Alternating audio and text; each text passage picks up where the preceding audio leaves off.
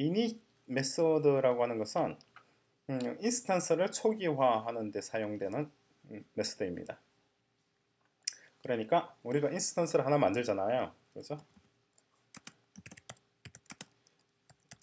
인스턴스를 하나 만들 때, 그죠? make라고 할까요?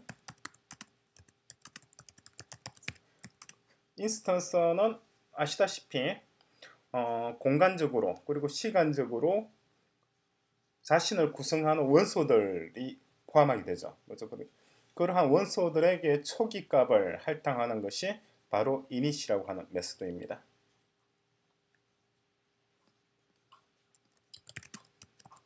컴포넌트라고 표현하죠. components of 그 원소를 구성하는 요소들, 구성 요소들이 무엇을 가지게 된단 말이에요? 값을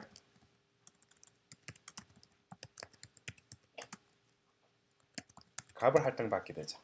자, 값을 할당하는 것, 그것이 바로 init이다. 예를 들어서 볼까요? 가령 우리가 어떤 인스턴스를 하나 만들었다. 예를 들어서 어떤 인스턴스를 만들었을까요? 예를 들어서 아이폰이라고 하는 렉처의 인스턴스를 만드는 거예요. 그러니까 렉처를 만드는 아이폰이라고 하는 뭔가를 만드는 거죠. 원래 이런 식으로 만들진 않아요. 클래스의 경우에는.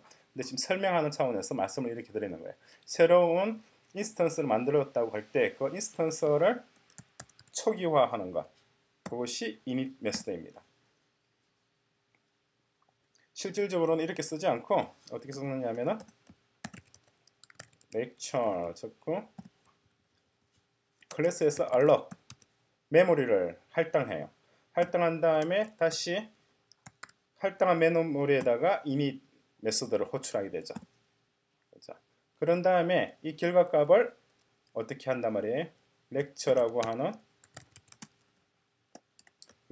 하는 클래스의 변수인 iPhone에게 할당을 하는 방식이죠. 이게 이제 우리가 흔히 사용하는 이제 초기화 방식. 새로운 인스턴스를 만들 때 메모리를 할당하고 그리고 변수의 값을 할당하는 과정이 됩니다. 그런데 C로 따진다 그러면 이런 방식으로 되겠죠. 그렇죠? 그럼 이 init이라고 하는 함수는 무엇을 하느냐? 이 init이라고 하는 메소드가 바로 여기 있는 이 init이라고 메소드잖아요. 그렇죠? 변수, 그러니까 인스턴스를 구성하고 있는 변수에게 값을 할당하는 것이 바로 이 init이라고 하는 메소드의 역할입니다. 간단하죠? 예를 들어서 지금 렉처 같은 경우에는 인스턴스, 그러니까 변수, 이것을 구성하는 변수들, 그걸 인스턴스 베리어블이라고 표현을 합니다. 컴포넌트는 뭐냐? 컴포넌트는 여기서는 오브젝티브 C에서는 인스턴스 베리어블이라고 하는데, 이것은 C 언어로 따진다 그러면은 글로벌 베리어블이죠. 근데 글로벌하고는 좀 달라요. 글로벌 베리어블하고는 좀 다르고, 나중에 변수의 스코프에 대한 부분에서 다시 한번 설명을 드리도록 하겠습니다. 스태틱 베리어블하고 같은데, 스태틱 베리어블이 뭐냐 이렇게 하면은 이거는 또 다이나믹 개념이 또 나오니까 다이나믹 베리어블이죠. 메모리 알로케이션 방식으로 되는 건데, 이 부분에 대해서는 다시 한번 설명을 드리도록 하고, 자 볼까요? 자, init 메소드가 호출되게 되면은 어떻게 하나요? setbook 메소드를 호출하죠. 그리고 거기에다가 이와 같이 값을, 문자열 값을 할당을 하게 됩니다. 자, 이 문장도 자, 처음에는 항상 주어 동사를 잘 보셔야 합니다. 주어가 self고 동사가 setbook, 그리고 보충어가 default book이라고 하는 문자열이죠. 주어가 self라고 하는 것은 뭐냐 하는 거잖아요. 주어가 self라고 하는 건 뭘까요? self라고 하는 것은 보통 클래스를 지칭합니다. 클래스를 지칭하는데, 그러니까 setbook이라고 하는 동사를 호출한 주어, 주어가 바로 셀프죠. 지금 위에 문장 같은 경우는 어떻게 되나요? lecture라고 하는 것이 얼록을 하고 다음에 init을 하잖아요. 그러니까 이 부분 이게 셀프예요. 그렇죠? 하나의 문장은 하나의 데이터라고 여러 번 말씀을 드렸었죠. 그렇죠? 하나의 문장은 주어 동사로 구성되지만은 하나의 문장은 언제든지나 문장은 항상 한 번 더 반복을 할게요. 뭘 남긴다? 데이터를 남긴다. 그죠? 데이터는 뭐다? 명사다. 그죠?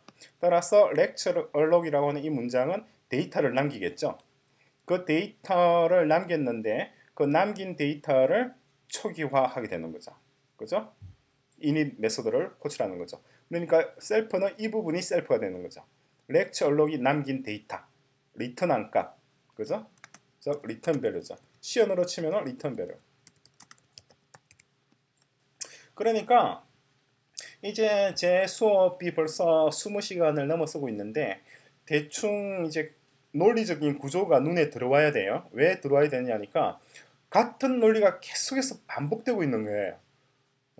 같은 얘기를 계속해서 약간 어감만 바꿔서 또 하고 또 하고 그러니까 알맹이는 같은데 표현만 계속 달라지게 되는 거죠.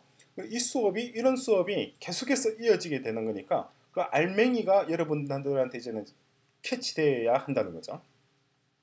나중에 뭐 루비 언어, 제가 진행하는 루비 언어라든가 파이썬이라든가 C++ 수업을 듣게 되면은 그때도 아마 똑같은 느낌이 올 거예요. 어떤 느낌이냐면 알맹이가 같구나, 무늬만 다르구나, 그런 느낌이 와야 됩니다. 자, 센텐스는 언제나 데이터를 남긴다. 센텐스라고 하는 건 뭐예요?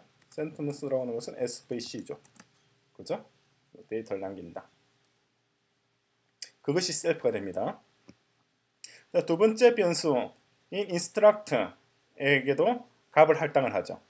그러니까 init 메소드의 역할은 뭐냐니까 하나의 인스턴스를 구성하는 변수들, 그것을 이제 인스턴스 변수, 인스턴스 베리어블이라고 그래요. 인스턴스 베리어블에게 초기 값, 디폴트 값을 할당하는 역할이 init 메소드이고, 이 init 메소드는 인스턴스를 만들 때 언제나 호출됩니다. 항상.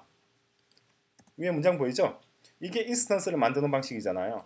lecture라고 하는 클래스에 속하는 데이터를 가리키는 포인터 변수인 iPhone, 그죠? 이 변수, 그죠? 이 변수는 lecture라고 하는 클래스의 인스턴스예요. 그죠? 이 인스턴스의 초기 값을 할당하기 위해서는 반드시 얼록 메소드와 그리고 init 메소드가 호출됩니다. 그 init 메소드가 이거죠. 그죠? 여러분들이 여기에 뭐라고 적느냐에 따라서 제각기 다른 방식으로 init이 되겠죠. 자, 그런데 위에 문장이 하나 더 있잖아요. 이게 뭔가요? 이게 슈프 init이라고 하는 말이 있죠. 슈프 init이라고 하는 건 뭐냐? 우리가 공부를 했었잖아요. 무슨 공부를 했었나요? 좀 전에 하나의 인스턴스를 구성하는 것은 무엇이다? 인스턴스는 시간과 공간을 합친 거라고 했었죠. 합친 거고 시간은 인헤리턴스가 되고 나중에 우리가 다시 한번 실제 예를 보면서 이 스토리를 다시 한번 언급을 하게 됩니다. 그럼에도 불구하고 지금 한 번 더 구성을 봐주세요. 컴포지션이 있다고 말씀드렸죠. 인스턴스라고 하는 것은 인헤리턴스와 컴포지션으로 구성된다. 인헤리턴스라고 하는 것은 상속, 조상으로부터 데이터와 펑션을 물려받는 거고 컴포지션은 여러분들이 새로이 변수를 추가하는 거예요. 그죠? 그러니까 예를 들어서 우리가 lecture라고 하는 거, 그죠? lecture라고 하는 어떤 뭘 만든다, 클래스를 만든다. 그럴 때 ns 오브젝트를 물려받겠다. 그죠? 이렇게 됐을 경우 이게 뭐예요? 이 부분이 시간이죠. 이게 inheritance가 되고 그리고 여러분들이 별도의 뭘 추가를 하는 거예요. 뭐 int에다가 x를 추가하고 뭐 플롯에다가 뭘 또 y를 추가하고 뭐 ns 스트링에다가 뭘 또 추가하고 뭐 이런 식으로 되겠죠. 그런 다음에 이렇게 가로를 딱 닫게 되면은 데이터, 여러분들이 우리가 만드는 렉츠라고 하는 클래스의 데이터 구조를 우리가 이렇게 선언을 한 거예요. 그죠? 이왕이면 이게 맞게끔 ns 뭐 인티저 무늬가 좋게끔 이런 식으로 했단 말이에요. 그죠? 이 두 가지, x와 z라고 하는 두 가지 변수로서 우리는 렉츠라고 하는 것을 구성을 했죠. 이게 컴포지션입니다. 우리가 추가한 거. 그것뿐만 아니라 이 렉츠라고 하는 클래스는 우리가 추가한 데이터뿐만 아니라 조상으로부터도 데이터를 물려받아요. 그죠? 물려받는 것. 언어 조상, ns 오브젝트라고 하는 조상. 우리가 ns 오브젝트라고 지정했으니까 이 렉츠의 조상은 ns 오브젝트가 되는 거죠. ns 오브젝트가 아니고 다른 조상을 지정하더라도 아무 상관이 없어요. 우리는 앞으로 굉장히 다양한 종류의 조상들을 지정하면서 다양한 상속을 받게 될 거예요. 뭐 삼성에서 상속을 받는 이재용 씨도 있고, 그다음에 현대에서 상속받는 뭐 정어용 씨도 있고, 뭐 여러 가지가 있죠. 우리 아버지에게서 상속받는 저도 있고, 막 이렇게 있는 거예요. 그 상속을 받을 수 있는 조상의 종류는 다양하게 있다. 이것이 이네리턴스잖아요. 그럼 초기화한다는 것은 뭔가요? 이 렉츠라고 하는 것은 눈에 보이는 변수들만 있는 게 아니고 눈에 보이지 않는 변수들도 있다는 거죠. 그죠? 눈에 보이지 않는 변수들, 안비지블한 것들. 이 녀석들은 어디 있는 변수들이냐는 거죠. 여기 있는 변수들이에요. NS 오브젝트. 이 녀석들도 초기화 시켜줘야 될 거 아니에요. 그죠? 그럼 이 녀석들도 초기 값을 줘야 될 테니까 그걸 어떻게 하면 되느냐? 그럴 경우에는 슈퍼 이닛을 호출하게 됩니다. 그럼 슈퍼는 지금의 경우에는 NS 오브젝트죠. 그죠? 그럼 NS 오브젝트가 주어가 되고, 그죠? 따라서 슈퍼 이닛 같은 경우는 NS 오브젝트가 이 녀석이 주어가 되죠. 주어가 되고 동사가 이닛이 호출되겠죠. 이 문장을 갖게 되겠죠. 그죠? 이것이 뭐냐? 이게 바로 슈퍼 이닛이라고 하는 문장이 의미가 되는 거죠.